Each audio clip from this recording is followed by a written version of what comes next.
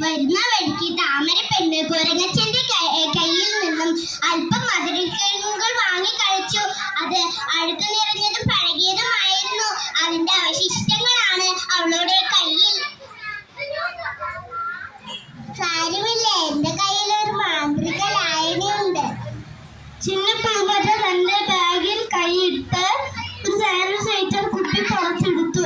എല്ലാവരും അമ്പലത്തോടെ നോക്കുന്നു. എന്നിട്ട് അത് വാങ്ങുന്നു.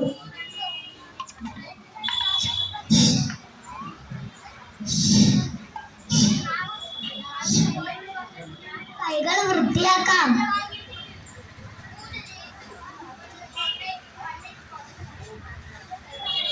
വരൂ താമരപ്പെണ്ണെ, നമുക്കിനി ആശുപത്രിയിലേക്ക് പോവാം.